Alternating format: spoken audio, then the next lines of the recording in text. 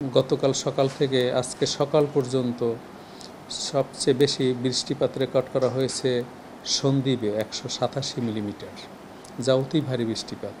তাছাড়া রাঙামাটিতে 138 মিলিমিটার, চট্টগ্রামে 96 মিলিমিটার, সীতাকুণ্ডতে 125 মিলিমিটার এবং হাতিয়াতে 159 মিলিমিটার। তাছাড়া পটুয়াখালীতে 78 মিলিমিটার এবং বাগেরহাটে 55 মিলিমিটার বৃষ্টিপাত রেকর্ড করা হয়েছে। অর্থাৎ খুলনা, বরিশাল এবং চট্টগ্রাম বিভাগে অতি ভারী বৃষ্টিপাত অলরেডি রেকর্ড করা হয়েছে এবং আজকে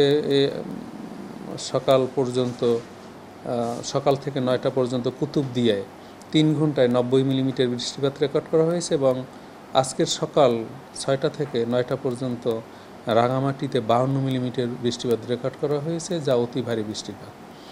সুতরাং এই ভারী বৃষ্টিপাতের যে সতর্কবার্তা রয়েছে, আমরা আশঙ্কা করছি যে চট্টগ্রাম বিভাগে এই যে বৃষ্টিপাত আজকে থেকে 23শে আগস্ট পর্যন্ত অব্যাহত থাকতে পারে এবং এই ভারী বৃষ্টিপাতজনিত কারণে চট্টগ্রামের পাহাড়ি এলাকায় ভূমিধসের আশঙ্কা রয়েছে।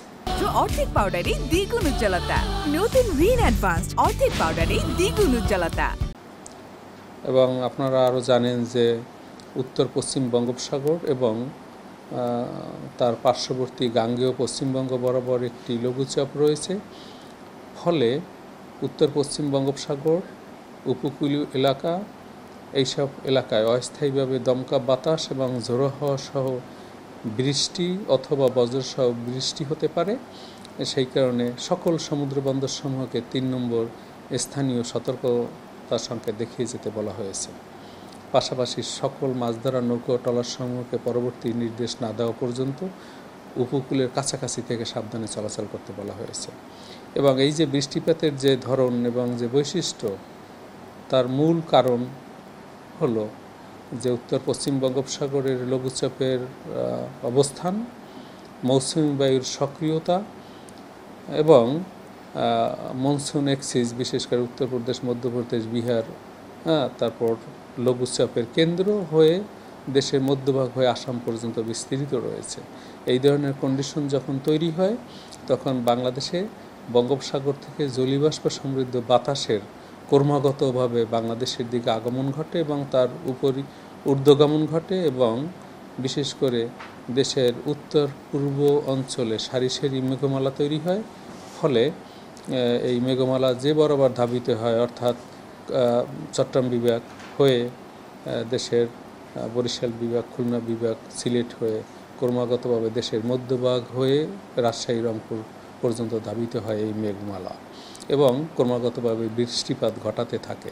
এখন পর্যন্ত চট্টগ্রাম বিভাগ, খুলনা, ফেনী, নোয়াখালী, ব্রাহ্মণবাড়িয়া, সিলেটে বৃষ্টি এখনও অব্যাহত রয়েছে এবং এই অতি বৃষ্টিপাতের যে ধারা বা ভারী বর্ষণের যে ধারা, তা আমরা আশঙ্কা করছি যে 23 তারিখ পর্যন্ত এই বৃষ্টিপাতের তীব্রতা অব্যাহত থাকবে। এরপর বৃষ্টিপাতের তীব্রতা একটু কমে যাবে। কিন্তু আপনারা জানেন, যেহেতু আগস্ট মাস বৃষ্টি প্রবণ মাস, সবচেয়ে বৃষ্টি বেশি হয় আমাদের দেশে জুলাই মাসে। দ্বিতীয় বৃহত্তম বৃষ্টিপাতের দিয়ে মাস হলো আগস্ট মাস এবং এই আগস্ট মাসে গড়ে 22 থেকে 25 দিন বৃষ্টি হয়ে থাকে। সুতরাং প্রত্যেক দিনই আমাদের এই আগস্ট মাসে বৃষ্টিপাতের সম্ভাবনা রয়েছে।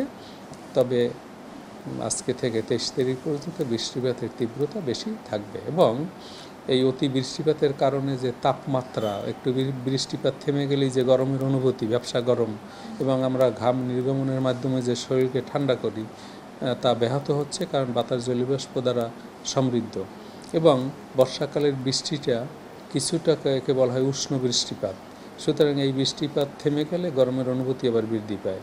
কিন্তু যেহেতু আগামীকাল থেকে 23 তারিখ পর্যন্ত ক্রমাগতভাবে প্রতিদিন বৃষ্টিপাত হবে, সুতরাং দেশের দিনের তাপমাত্রা 28 ডিগ্রি থেকে 30 ডিগ্রি সেলসিয়াসের মধ্যে ওঠানামা করবে, স্বস্তিদায়ক তাপমাত্রা থাকবে, গরমের অনুভূতির তীব্রতা কম থাকবে। তবে রাজশাহী, রংপুর এবং খুলনা বিভাগের কোথাও কোথাও গরমের অনুভূতির তীব্রতা থাকবে, কারণ সেখানে বৃষ্টিপাতের তীব্রতা কিছুটা কম এবং বায়ুর আর্দ্রতা এবং জলীয় বাষ্পের সাথে যে সম্পর্কযুক্ত যে নিয়ামক, আমরা একে হিউমিডিটি ইন্ডেক্স বলি, সেই ইন্ডেক্সে দেখা যাচ্ছে যে যদিও তাপমাত্রা 28 থেকে 30 ডিগ্রি সেলসিয়াসের মধ্যে ওঠানামা করবে, তবে এই তাপমাত্রায় 34 থেকে 35 ডিগ্রি সেলসিয়াস ফিলিং হতে পারে।